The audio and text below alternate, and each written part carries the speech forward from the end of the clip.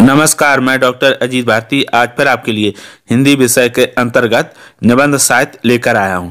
तो यहाँ पर आज हम जो निबंध लेकर आए हैं वो साहित्यिक निबंध लेकर आए हैं।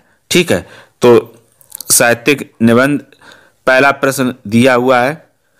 प्रश्न, निबंध का अर्थ बताइए। तो उत्तर, निबंध का अर्थ जिसमें लेखक अपने विचारों का निजी स्वच्छंदता के साथ सजीव संप्रेषण करता है। इसमें नियमों का पालन आवश्यक नहीं है। ठीक, ये हो गया क्या हमारा निबंध का अर्थ। फिर दूसरा आता है हमारा निबंध की परिभाषा बताइए। तो उत्तर, निबंध की परिभाषा सुसंगठित ढंग से विचारों और भावों को बांधना ही निबंध कहलाता है। तो ये होगी आपकी परिभाषा। फिर प्रश्न नंबर तीसरा आता है। प्रश्न नंबर तीसरा में दिया हुआ है निबंध के कितने प्रकार हैं। तो निबंध के 4 प्रकार हैं। पहला, वर्णनात्मक निबंध। इसमें किसी वस्तु या घटना या का यथावत वर्णन किया जाता है, जिसमें लेखक की अभिव्यंजना शैली एवं अनुभूति की तीव्रता का प्रमुख स्थान होता है। दूसरा है विवरणात्मक निबंध। इसमें किसी वस्तु या घटना का संपूर्ण विवरण प्रस्तुत किया जाता है। फिर आता है विचारात्मक। तीसरा, ये निबंध चिंतन प्रधान होते हैं। इसमें तर्क एवं विचारों की प्रधानता होती है। साथ ही दर्शन, आध्यात्म, शास्त्रीय आदि प्रकार के निबंध इसी कोटि के होते हैं। प्रश्न फिर आता है चौथा, भावात्मक निबंध। इसमें आवेगपूर्ण भावों की प्रधानता होती है, अर्थात बुद्धि तत्व की अपेक्षा हृदय तत्व की प्रधानता होती है। ठीक है, इसमें क्या होता है, बुद्धि पर कम ध्यान दिया जाता है, हमारे हृदय पर अधिक ध्यान दिया जाता है। फिर पांचवा आता है आत्मपरक निबंध। इस निबंध में लेखक का व्यक्तित्व पूरी तरह उभरकर सामने आता है। ललित निबंध भी आत्मपरक निबंधों की कोटि में आते हैं। आचार्य हजारी प्रसाद द्विवेदी, रामविलास शर्मा और डॉक्टर विद्यानिवास मिश्र, कुबेरनाथ राय, डॉक्टर विवेकी राय, देवेंद्र सत्यार्थी आदि प्रमुख निबंधकार हैं। अब अगला प्रश्न आता है प्रश्न नंबर 4। तो प्रश्न नंबर 4 में दिया हिंदी निबंध साहित्य को कितने वर्गों में विभाजित किया गया है। तो उत्तर होगा इसका, हिंदी निबंध साहित्य को 4 वर्गों में विभाजित किया गया है। तो कौन से 4 हैं, अब बारी बारी से देख लेते हैं। ठीक, पहला दिया हुआ है भारतेंद्र युग सन 1850 से 1900 ईस्वी तक। दूसरा है द्विवेदी युग सन 1900 से 1920 तक। तीसरा है शुक्ल युग सन 1920 से 1940 ईस्वी तक। चौथा फिर दिया शुक्लोत्तर युग सन 1940 ईस्वी से अब तक। तो ये होगा इसका वर्गीकरण। अब आता है प्रश्न नंबर 5। तो प्रश्न नंबर 5 में दिया है भारतेंद्र युगीन निबंध की विशेषताएं बताइए। उत्तर, भारतेंद्र युगीन निबंध की विशेषताएं ठीक इस प्रकार है। पहला दिया हुआ है समाज सुधार की भावना। इस युग के लेखकों ने समाज सुधार पर अधिक बल दिया है। फिर खा आता है अंग्रेजी शिक्षा का विरोध। तो अंग्रेजी शिक्षा का विरोध और हिंदी भाषा को अधिक महत्व दिया गया है इस युग के निबंधों में। फिर गा आता है आपका देश प्रेम की भावना। इनके निबंध राष्ट्र प्रेम से ओतप्रोत हैं। देश के प्रति प्रेम की भावना कूट कूट कर भरी हुई है। फिर घा आता है अंधविश्वास और रूढ़ियों पर प्रहार। इनके निबंधों में समाज के लिए हानिकारक विश्वासों का अर्थ है यहाँ पर अंधविश्वास का विरोध किया गया है। उन प्रथाओं को नकारा गया है जो समाज के लिए हितकर नहीं है। फिर आता है प्रश्न नंबर 6। प्रश्न नंबर 6 में दिया कि भारतेंदु युग के प्रमुख निबंधकार एवं उनके निबंधों के नाम लिखिए। उत्तर, भारतेंदु युग के प्रमुख निबंधकार एवं उनके निबंध। तो प्रमुख निबंधकारों को देख लेते हैं। पहला तो दिया है भारतेंद्र हरिश्चंद्र। ठीक, तो इनके निबंध कौन कौन से हैं? स्वर्ग में विचार सभा का अधिवेशन, ईश्वर बड़ा विलक्षण है, पांचवें पैगंबर, एक अद्भुत अपूर्व स्वप्न। दूसरा है बालकृष्ण भट्ट, तो इनके निबंध है चढ़ती उम्र, चंद्रोदय, बातचीत, ईश्वर भी बड़ा ठठोल है। तो ये हो गया आपका बालकृष्ण भट्ट के निबंध। फिर तीसरा आता है प्रताप नारायण मिश्र, तो प्रताप नारायण मिश्र के निबंध कौन से हैं? परीक्षा, भौं, दांत, पेट, नाक। फिर चौथा है बाल मुकुंद गुप्त, तो इनका एक निबंध दिया है शिव शंभू के का चिट्ठा। ठीक, प्रश्न नंबर 7, द्विवेदी युगीन निबंध की विशेषताएं बताइए। उत्तर, द्विवेदी युगीन निबंध की प्रमुख विशेषताएं इस प्रकार हैं। तो पहला, का विषय वस्तु की गंभीरता। इस युग के निबंधकारों ने गंभीर विषयों को लेकर रचना की है, अर्थात निबंध लिखे हैं। खा, समाज सुधारक। इस युग में भी सामाजिक बुराइयों पर प्रहार किया गया है।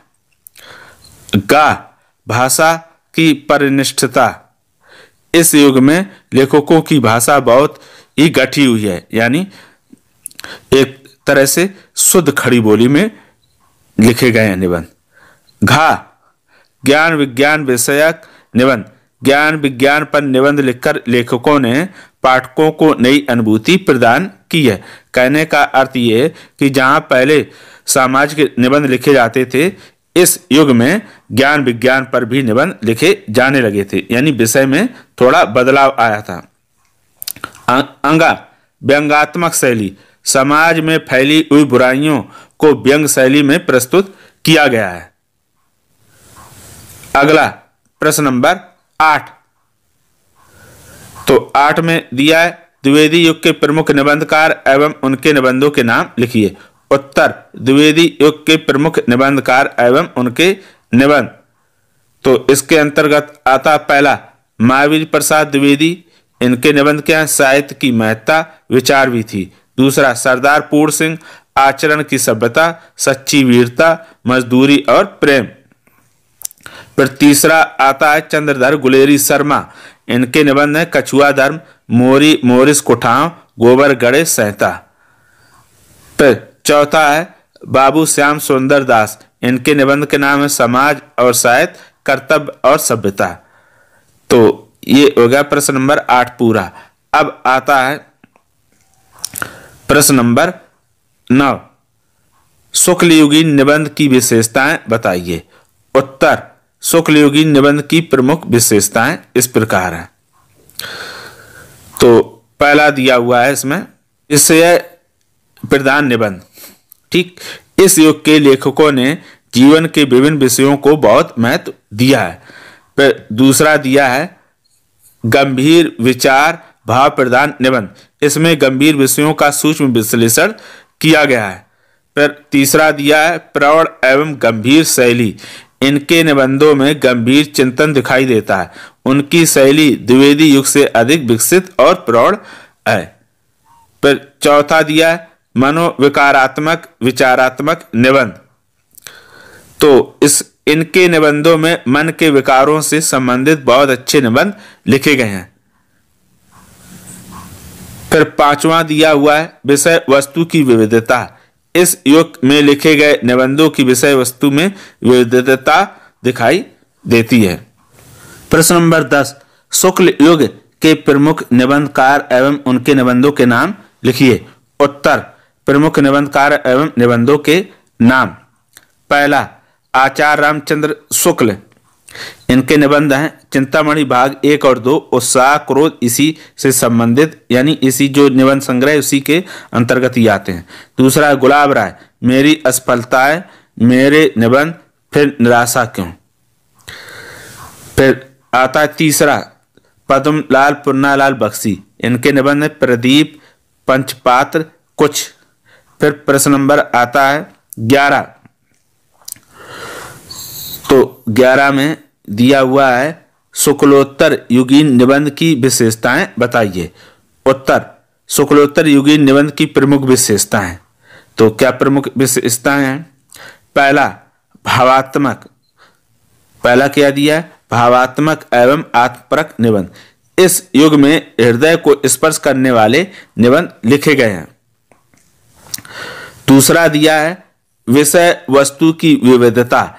इनके निबंधों में विभिन्न प्रकार के विषयों को आधार बनाया गया है। तीसरा दिया है विचारात्मक, भावात्मक, समीक्षात्मक शैली, यानी इस शैली में निबंध लिखे गए। तो इस युग में कुछ विशेष शैलियों पर अधिक निबंध लिखे गए हैं। फिर चौथा दिया है मुहावरेदार शैली। तो इन्होंने अपनी बात को कहने के लिए मुहावरेदार शैली का प्रयोग किया है, यानी वैसे बात ना कहकर इन्होंने मुहावरे के माध्यम से अपनी बात को प्रस्तुत किया है निबंधों के अंतर्गत। फिर आता है प्रश्न नंबर 12। तो प्रश्न नंबर 12 में शुक्लोत्तर युग के प्रमुख निबंधकार एवं उनके निबंधों के नाम लिखिए। तो शुक्लोत्तर युग के प्रमुख निबंधकार आ जाते हैं। शुक्लोत्तर युग के प्रमुख निबंधकार एवं निबंधों के नाम। पहला है हजारी प्रसाद द्विवेदी। इनका निबंध है अशोक के फूल, कोटज, आम फिर बौरा गए। फिर दूसरा दिया विद्यानिवास मिश्र। इनका निबंध है तुम चंदन हम पानी चितवन की छां। तीसरा दिया हुआ है सूर्यकांत त्रिपाठी निराला। इनका निबंध है प्रबंध प्रतिमा, प्रबंध पदम। फिर चौथा है अमृत राय। इनके निबंध है गोबर गणेश, जितने पंडे उतने डंडे, सह चिंतन। तो ये हो गए निबंधकार। और पांचवा दिया हुआ है आचार्य नंद दुलारे वाजपेयी। इनके निबंध है आधुनिक साहित्य, नया साहित्य, नए प्रश्न। फिर छठवां दिया है डॉक्टर नगेंद्र विचार और विवेचन, विचार और अनुभूति। विचार नहीं होगा, यहाँ पर भी होगा विचार, ये दिया होगा विचार, है ना, आप विचार ना पढ़े, विचार और अनुभूति, विचार और विश्लेषण। फिर सातवां डॉक्टर रामविलास शर्मा। इनके निबंध है प्रगति और परंपरा, प्रगतिशील साहित्य, संस्कृत और साहित्य, स्वाधीनता और राष्ट्रीय साहित्य। फिर आता है प्रश्न नंबर 13 में दिया है आचार्य रामचंद्र शुक्ल के अनुसार निबंध की परिभाषा लिखिए। तो आचार्य रामचंद्र शुक्ल के अनुसार परिभाषा इस प्रकार है। उत्तर रामचंद्र शुक्ल के अनुसार गद्य कवियों की कसौटी है, तो निबंध गद्य की, ये होगा। अब आता है प्रश्न नंबर 14 शुक्ल युग के प्रवर्तक कौन है? यह भी बताइए कि निबंध का स्वर्ण काल किस युग को कहा गया। तो उत्तर शुक्ल युग के प्रवर्तक आचार्य रामचंद्र शुक्ल जी हैं। इसे निबंध का स्वर्ण काल माना गया, यानी जो शुक्ल युग है उसको ही स्वर्ण काल कहा जाता है। प्रश्न नंबर 15 निबंध को गद्य की कसौटी क्यों कहा गया है? तो उत्तर गद्य में निबंध लेखन बहुत ही दुष्कर कार्य है। दुष्कर का है कठिन। निबंध आकर्षक और व्यवस्थित होना चाहिए, इसलिए निबंध को गद्य की कसौटी कहा गया है। कहने का अर्थ यह है कि निबंध लिखना बहुत कठिन कार्य है। इसमें हमें विषय और शब्दों का चुनाव बहुत अच्छे ढंग से करना पड़ता है, इसीलिए इसे गद्य की कसौटी कहा गया है।